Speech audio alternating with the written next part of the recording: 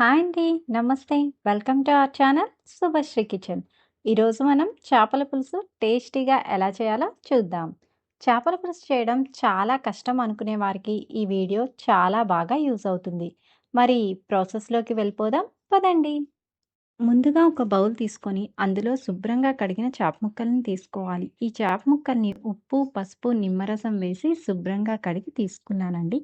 ఇప్పుడు ఈ చేప ముక్కల్లో కొద్దిగా పసుపు, అలాగే కొద్దిగా కారం, కొద్దిగా ఉప్పు, అలాగే ఫ్రెష్ అల్లం వెల్లుల్లి పేస్ట్, అలాగే కొద్దిగా ఆయిల్ వేసి ఉప్పు, కారం చేప ముక్కలకు పట్టేటట్టు బాగా కలుపుకోవాలి.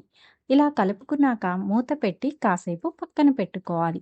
ఇప్పుడు ఒక బౌల్ తీసుకొని అందులో కొద్దిగా చింతపండు తీసుకొని కొద్దిగా వేడి నీళ్లు వేసి పక్కన పెట్టుకోవాలండి.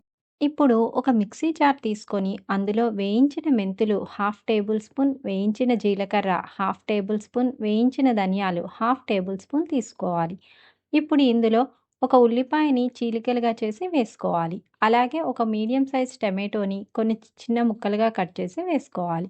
అలాగే కొన్ని జీడిపప్పులను కూడా వేసుకొని మెత్తని పేస్ట్‌లా గ్రైండ్ చేసుకొని పక్కన పెట్టుకోవాలి.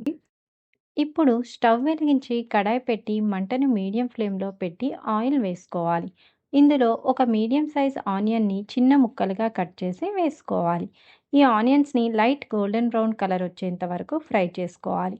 ఇప్పుడు ఇందులో 2 పచ్చిమిర్చి చీలికలు, అలాగే 2 ఎండుమిర్చి చీలికలు, అలాగే కొద్దిగా కరివేపాకు వేసి ఫ్రై చేసుకోవాలి.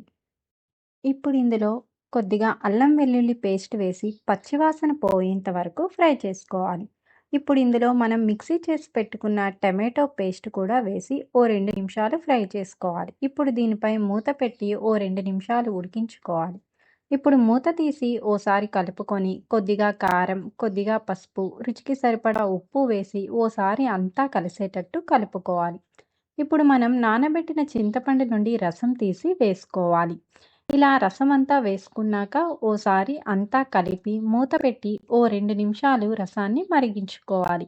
ఇప్పుడు మూత తీసి మనం ఉప్పు, కారం పట్టించి పక్కన పెట్టుకున్నాం కదా చేప ముక్కలు, ఆ చేప ముక్కలను తీసుకొని ఒక్కొక్కటిగా ఈ పులుసులో వేసుకోవాలండి. ఇప్పుడు చేప ముక్కల్ని గరిటెతో కాకుండా ఇలా కలుపుకోవాలి. అప్పుడు చేప ముక్క అనేది చెదిరిపోకుండా ఉంటుందండి. ఇలా బాగా కలుపుకున్నాక మూత పెట్టి ఓ 10 నిమిషాలు ఉడికించుకోవాలి.